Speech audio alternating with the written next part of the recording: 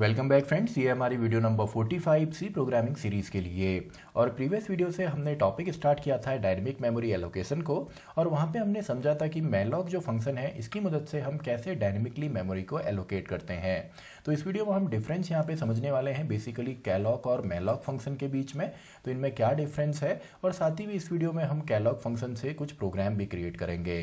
तो अब देखिए, जब भी आप कैलॉक को, मैलॉक को, री अलॉक को या सिंपली फ्री फंक्शन को यूज़ करते हैं तो इन सभी के लिए हमने यहाँ पे हेडर फाइल यूज़ करनी होती है stdlib.h को, यानी कि स्टैंडर्ड लाइब्रेरी, जिसके अंदर ये चारों फंक्शन होते हैं। तो दोनों का डिफरेंस पहले हम देख लेते हैं, बाकी ज़्यादा डिफरेंस इनमें नहीं है।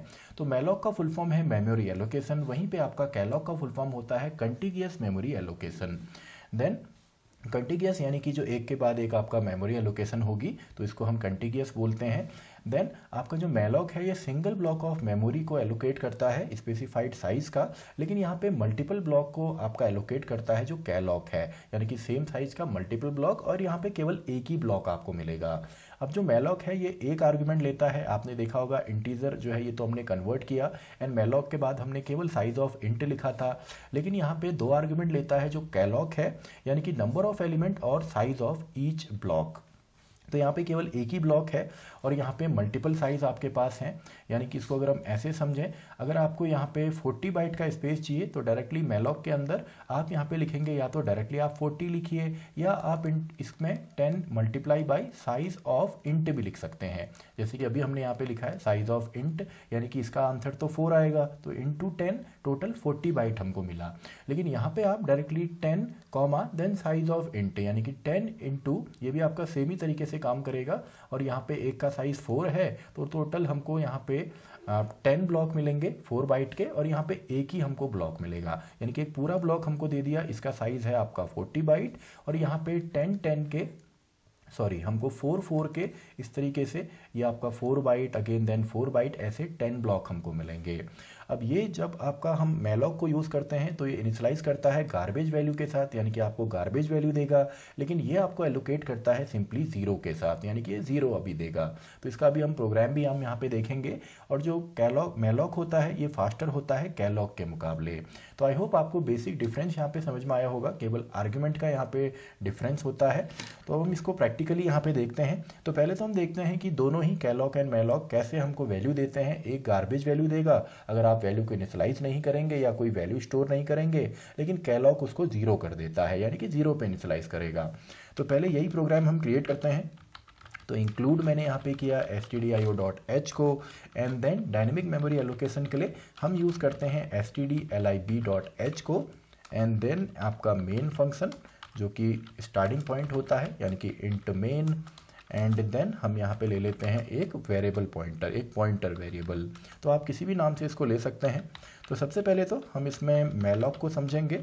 तो इंट स्टार एंड देन आपका मैलॉक, और ये एक ही आर्ग्यूमेंट लेता है, यानी कि साइज ऑफ, आप चाहें तो डायरेक्टली इंटीजर वैल्यू भी किसी साइज को आप यहाँ पे दे सकते हैं। तो ये हमने लिया, और इसमें कोई भी वैल्यू हम असाइन नहीं कर रहे। तो देखते हैं हमको किस तरीके से गार्बेज वैल्यू देता है।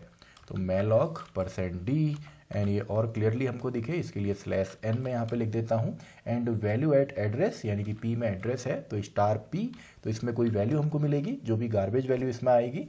एंड देन इसके बाद नेक्स्ट मैं यहाँ पे सेम काम करूँगा आपका कैलॉक के साथ। तो इंट स्टार मैंने यहाँ पे ले लिया। अब कैलॉक जो है ये दो आर्गुमेंट यहाँ पे देता है, यानी कि टोटल चलिए मैं 5 यहाँ पे लिखता हूँ, यानी कि 5 ब्लॉक मेरे को यहाँ पे चाहिए साइज़ के, और एक ब्लॉक का साइज़ हमारा होना चाहिए 4। तो साइज ऑफ इंट भी आप लिख सकते हैं, डायरेक्टली 4 भी आप लिख सकते हैं।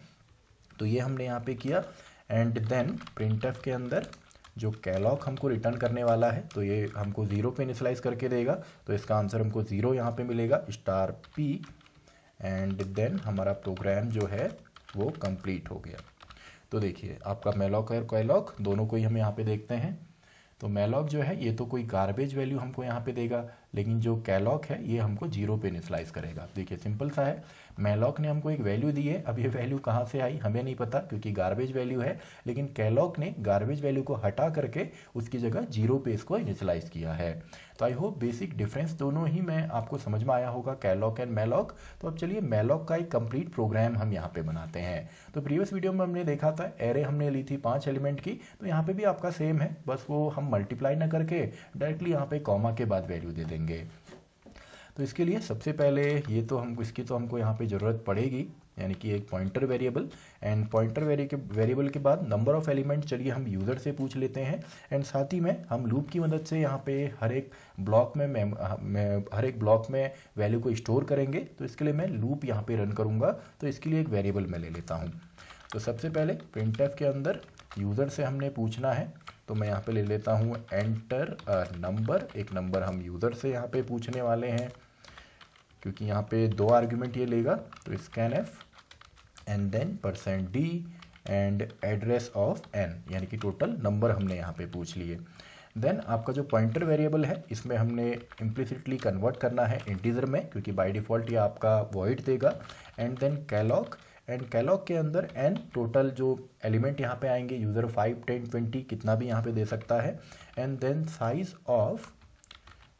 ऑफ इंट, यानी कि टोटल कितने ब्लॉक चाहिए और एक ब्लॉक का साइज़ कितना होगा। तो यूज़र अगर यहाँ पे 5 देता है, इसका मतलब 5 ब्लॉक हमको यहाँ पे चाहिए और एक ब्लॉक आपका होना चाहिए 4 बाइट का।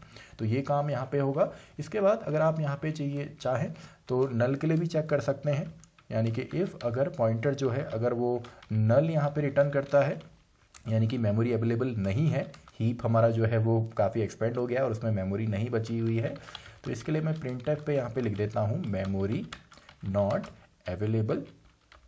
मेमोरी जो है वो अवेलेबल नहीं है। एंड साथ ही में हम यहाँ से एग्ज़िट भी कर जाएंगे। तो एग्ज़िट 1, यानी कि पूरे प्रोग्राम से हमने एग्ज़िट करना है। और अगर ऐसा नहीं होता तो सिंपली हम इसको रीड करते हैं।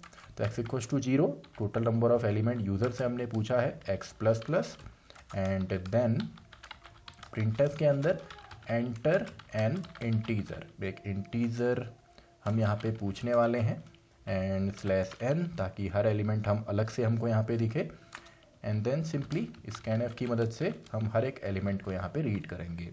तो %d, एंड आपका यहाँ पे m% नहीं आएगा क्योंकि p के अंदर ऑलरेडी एड्रेस है, प्लस x मैं यहाँ पे कर रहा हूँ क्योंकि देखिए फर्स्ट ब्लॉक हमको यहाँ पे मिलेगा। मान लीजिए यूज़र ने 5 डाला, तो पहले ब्लॉक में अगर 4 बाइट का वो ब्लॉक है तो उसमें एक इंटीजर आएगा। देन हमको नेक्स्ट ब्लॉक पे जाना है, तो उसके लिए +x मैंने यहाँ पे किया, यानी कि पॉइंटर अर्थमेटिक। स्टार्टिंग में तो +0 होगा, कोई फ़र्क नहीं पड़ेगा, लेकिन जैसे ही नेक्स्ट टाइम प्लस यहाँ पे 1 इसमें होगा क्योंकि x की वैल्यू 1 होगी। तो सिंपली मान लीजिए जो पहला एड्रेस है वो हमारा यहाँ पे 600 पे है, तो दूसरा हमको पता है कि 604 पे हमको यहाँ पे चाहिए। तो जैसे ही +x यानी कि +1 वैसे ही मैंने यहाँ पे किया, लेकिन पॉइंटर अर्थमेटिक में अगर इंटीजर है तो इसका मतलब होता है 4 बाइट आगे ये लेकर के जाता है। तो पॉइंटर अर्थमेटिक ऑलरेडी हमने डिस्कस किया हुआ है, तो हर एक ब्लॉक में यहाँ पे वैल्यू स्टोर होगी। एंड देन आप चाहें तो इसको डायरेक्टली प्रिंट कर सकते हैं। तो प्रिंटफ की मदद से मैंने यहाँ पे लिख दिया एलिमेंट्स आर, जो एलिमेंट हैं /n, एंड देन आपका फॉर x=0 से लेकर x=n तक x++। एंड फाइनली हम प्रिंटफ की मदद से %d, एंड इसको अगर आप अच्छे से देखना चाहें तो मैं यहाँ पे चलिए /t में लिख देता हूँ ताकि टैब डिफरेंस पे आपको हर एक एलिमेंट मिले। तो वैल्यू एट एड्रेस यानी कि आपका p+ जो हमारा x यहाँ पे है, यानी कि जो लूप हमारा है। तो सभी एलिमेंट यहाँ पे अलग अलग ब्लॉक आपको मिलेंगे सेम साइज़ के, हर एक पे आप पॉइंटर अर्थमेटिक की मदद से वैल्यू को स्टोर करेंगे एंड देन आप उसको प्रिंट भी करेंगे। तो चलिए कंप्लीट प्रोग्राम तो हमने क्रिएट किया, इसको रन करके देखते हैं। अगर ये एरर फ्री है तो ये रन हो जाएगा एक ही बार में। तो देखिए ये रन हो चुका है।